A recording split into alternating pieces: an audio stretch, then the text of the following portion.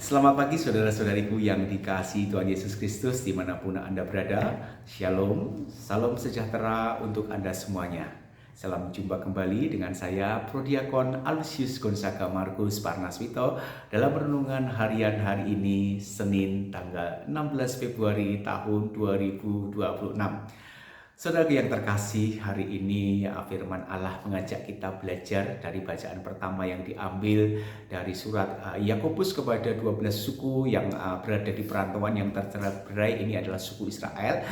Yakobus memberikan surat yang isinya adalah menguatkan iman, memberi nasihat yang menguatkan, karena seperti kita ketahui juga Yakobus ketahui bahwa orang-orang yang ada di perantauan tentu saja dalam berbagai keterbatasan dan kesulitan ya. Kalau misalnya kita, saudara dan saya sedang merantau di kota lain atau di daerah lain atau bahkan mungkin di luar negeri yang kita tidak menguasai bahasa setempatnya, tentu saja banyak hal kita sangat terbatas. Mau berjualan, mau berdagang terkendala bahasa, mau menyekolahkan anak terkendala bahasa, saudara. Kemudian tidak ada sana famili yang bisa dimintai tolong kalau dalam kesulitan. Dan ini rupanya juga banyak terjadi kepada kaum 12 suku Israel yang tercerai-berai atau tersebar-sebar di perantauan, saudara, di negeri-negeri yang asing. Dan Yakobus selalu mengingatkan mereka untuk tidak putus asa namun selalu berpegang kepada Tuhan. Mari kita belajar dari ayat ini, saudara, dan saya merasa terberkati dari Yakobus 1, saudara, ayat 1 sampai 11 ini saya kena semua, saudara. Jadi kalau firman ini pas di hati saya, jadi kayak menohok gitu, pas kena hatinya gitu, saudara. Mari kita belajar sedikit-sedikit, saudara, dan saya tidak akan bacakan semua namun saya akan cuplik beberapa saja supaya durasi renungan kita tidak usah terlalu panjang namun kita bisa menangkap makna iman yang dimaksudkan Yakobus kepada 12 suku Israel dan mungkin juga kepada saya dan saudara. Mari kita belajar, saya bacakan dari ayat yang kedua, saudara. Ini begini kata Yakobus ya. Saudara-saudaraku, anggaplah sebagai suatu kebahagiaan apabila kamu jatuh ke dalam berbagai-bagai percobaan. Sebab kamu tahu bahwa ujian terhadap imanmu itu menghasilkan ketekunan. Dan ayat 4, dan biarkanlah ketekunan itu memperoleh buah yang matang supaya kamu menjadi sempurna dan utuh dan tak kekurangan suatu apapun, saudara. Jadi di sini ini Yakobus ingin menegaskan bahwa dia tahu orang-orang Israel dari 12 suku yang tercerai-cerai ini saudara ya, jatuh dalam berbagai-bagai pencobaan dan karena hidup yang sulit, saudara. Namun Yakobus mengatakan disuruh berbahagia, saudara. Itu adalah sebuah kebahagiaan apabila saudara dan saya dan juga umat pada waktu itu, saudara, jatuh berkali-kali dalam berbagai pencobaan, sebab dikatakan ujian iman yang semacam itu justru menghasilkan ketekunan, saudara. Jadi dikatakan bahwa maksudnya adalah keadaan sulit itu tidak membuat menjadi musnah, menjadi mati, menjadi hilang atau menjadi binasa, tapi justru membuat setiap kita itu semakin kuat, saudara. Jadi keadaan sulit itu membuat kita menjadi kreatif, lebih pintar ya, hidup life under pressure gitu ya, semacam hidup dalam tekanan itu justru memunculkan effort atau usaha-usaha yang lebih, saudara. Dan ini Yakobus ketahui karena apa? Dikatakan ayat 5, tetapi apabila di antara kamu ada yang kekurangan hikmat, disuruh minta hikmat, yaitu hendaklah ia memintakannya kepada Allah. Jadi kalau bingung, saudara, kalau saudara dan saya bingung, tidak tahu harus bagaimana, itu justru mintalah kepada Tuhan petunjuk, seperti itu, saudara ya. Ini nasihat Yakobus ya kepada kita semua juga, saudara. Sebab Allah itu apa, saudara, dikatakan di dalam ayat 5 ini terusannya, Allah ada kepada Allah yang memberikan kepada semua orang dengan murah hati dan dengan tidak membangkit-bangkit ya. Jadi Allah itu adalah selalu memberi dan tidak mungkin-mungkin gitu, saudara, tidak nuntut-nuntut gitu, saudara ya.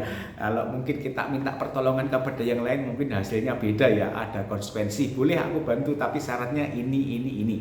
Tetapi Allah adalah orang atau pribadi yang selalu menjadi penolong untuk saudara dan saya tanpa meminta syarat-syarat yang menyulitkan tapi memberatkan kita, tapi justru membuat kita itu bahagia dan selamat, saudara. Mari kita lanjutkan ya di dalam ayat ini ya.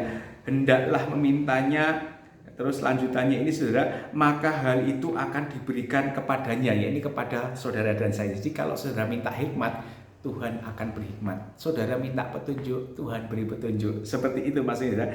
Nah, dilanjutkan lagi ayat yang 6 itu bicara seperti ini, Yakobus saudara, hendaklah ia memintanya dalam iman dan sama sekali jangan bimbang, saudara ya.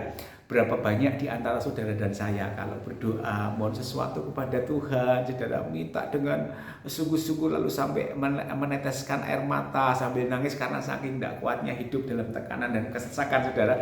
Lalu Tuhan tolong saya ini, tolong itu. Lalu saudara setelah berdoa amin, saudara, lalu sambil bekerja, lalu ininya bekerja, saudara ya, pikirannya muter-muter, masa iya sih keadaanku kayak gini, masa aku minta pertolongan sebesar itu, mana mungkin, emang aku siapa, saudara. Muncul banyak sekali otak ini ngasih fakta-fakta yang tidak memungkinkan bahwa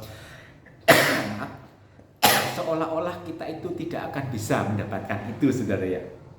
Itulah yang membuat kita tuh justru menjadi ragu dan tidak yakin kepada kekuatan dan pertolongan Allah. Dan Yakobus menyarankan jangan seperti itu. Kalau sudah minta, percaya saja Tuhan pasti mencukupi, Tuhan pasti memenuhi, Tuhan pasti mengabulkan. Jadi tidak boleh ada keraguan. Artinya iman itu meskipun sekecil biji sesawi dikatakan bahkan bisa memindahkan gunung, saudara ya. Sesawi bijinya itu biji yang paling kecil dari segala biji. Itu kalau benar-benar beriman, percaya tanpa ragu, dikatakan bisa memindahkan gunung, saudara ya. Jadi seperti itu nasihat Yakobus. Lalu kita lanjutkan berikutnya, selanjutnya, saudara ya. Jangan bimbang, saudara, dikatakan dan sama sekali jangan bimbang, sebab orang yang bimbang itu sama dengan gelombang laut yang diombang-ambingkan kian kemari oleh angin, saudara ya. Dan nomor 7 ayat 7, saudara, orang yang demikian janganlah mengira bahwa ia akan menerima sesuatu dari Tuhan. Jadi kalau saudara ragu itu boleh dikatakan pasti doamu tidak terkabul, saudara ya. Jadi tidak boleh ada ragu supaya doa kita itu tidak gagal terkabul dan dipenuhi Tuhan. Ayat 8 mengatakan sebab orang, lanjutannya saudara, yang mendua hati, saudara, dikatakan sebab orang yang mendua hati tidak akan tenang di dalam hidupnya. Jadi mendua hati yang dimaksudkan di sini ini tidak semata-mata tenang yang seperti kemarin yang menduakan Allah itu, tidak, tetapi kalau sudah berdoa yakinlah, jangan bercabang pikiranmu gitu loh, saudara. Kalau percaya Tuhan tolong, percayalah Tuhan pasti tolong. Jangan Tuhan nggak tolong, jangan minta aku terlalu besar, jangan ini tidak bisa terjadi, saudara. Manusia itu selalu bawaan dari lahirnya itu pikiran selalu memberikan fakta-fakta yang menyulitkan, yang tidak memungkinkan, sehingga imannya itu menjadi ragu dan goyah, dan itu tidak suka, saudara. Tuhan tidak menyarankan. Ya, Yakobus ini juga mengatakan seperti itu, bahwa kalau minta jangan ragu, beriman penuh, percaya penuh, Tuhan pasti menolong, saudara ya. Saya menguatkan hati saudara, termasuk juga seingin seperti Yakobus pada sabda sederhana pagi hari ini. Saya juga ingin menguatkan kita semua, kalau minta jangan ragu-ragu, saudara. Terus kita lanjutkan, saudara. Jadi ayat 1 sampai 11 ini bagus semua ya.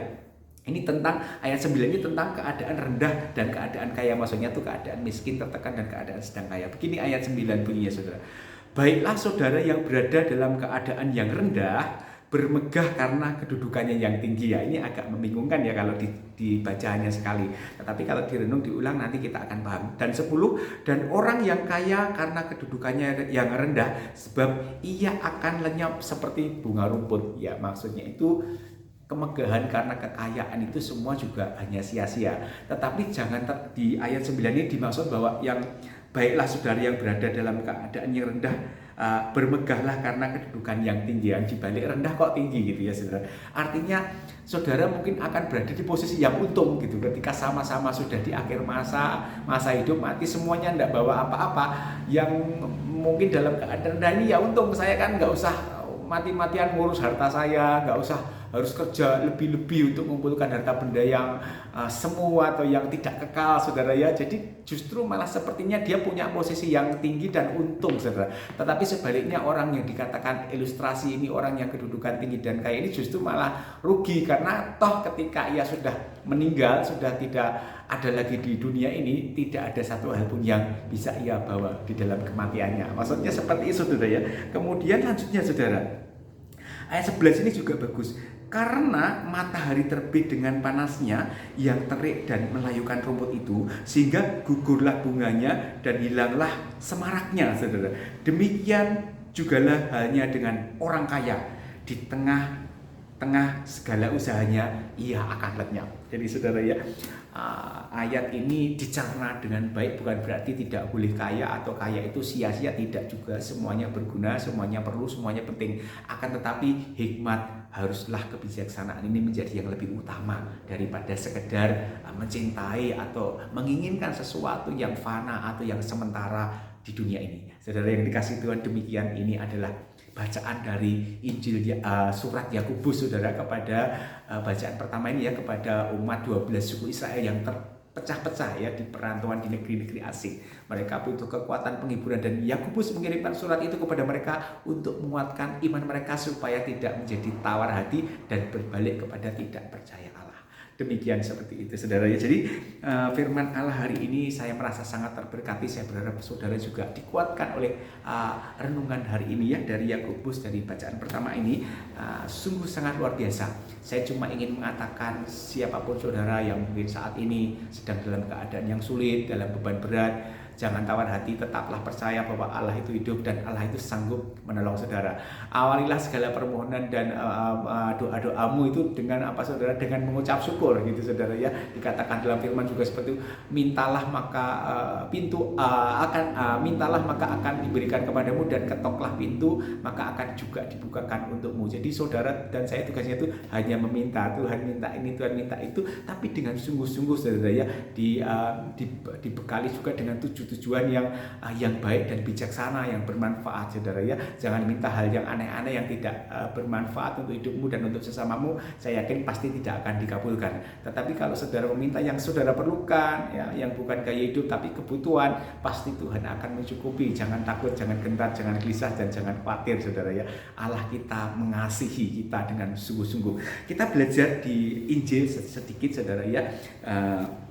Di Injil ini ya, saudara, juga di bacaan Injil hari ini juga diambil ya dari Injil Markus pasal 8 ayat 11 sampai 13 ini juga, saudara. Ini Tuhan Yesus sedikit kesal ya dengan kaum Farisi ya. Kaum Farisi ini adalah kaum ahli-ahli Taurat, ahli-ahli ibadat, saudara. Mungkin ibadatnya tekun, puasa tekun, ayat firman Tuhan melotok ya, mungkin khatam gitu, saudara ya, sampai hafal semua isi. Tetapi sayangnya kaum Farisi ini tidak menggunakan kepintarannya untuk mempersembahkan hati sepenuhnya kepada Allah, namun lebih kepada formalitas ya. Jadi hanya simbolisasi ketaatan dan ketekunan yang hanya di cover, di kulit, di permukaan, namun tidak mendasar di dalam hati. Sehingga orang Farisi hanya selalu ingin memusuhi Yesus, ingin melemahkan dan menjatuhkan Tuhan Yesus. Dan Tuhan Yesus kesal sekali pada masa itu.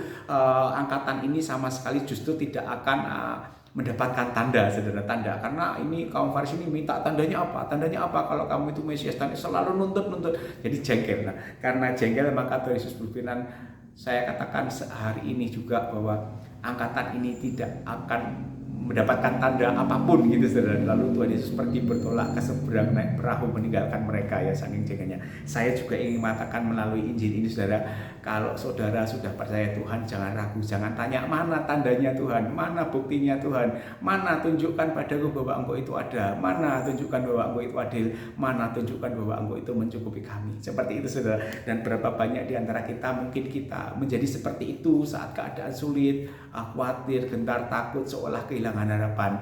Mungkin kita bisa menjadi tawar dan kita menjadi mungkin melampiaskan kata-kata yang kurang baik kepada Tuhan, dan kita menjadi tidak percaya lagi dan kita menjadi ragu terhadap iman kita sendiri. Selain dikasih Tuhan, demikian renungan singkat dari saya. Mudah-mudahan ini berguna dan bisa menjadi bekal untuk pembelajaran kita dalam memelihara iman dan menjalankan kehidupan kita hari ini. Akhir kata, semoga Tuhan selalu memberkati kita, kemuliaan kepada Bapa dan Putra dan Roh Kudus, seperti pada permulaan, sekarang, selalu, dan sepanjang segala abad. Tuhan Yesus memberkati saudara sekalian. Amin.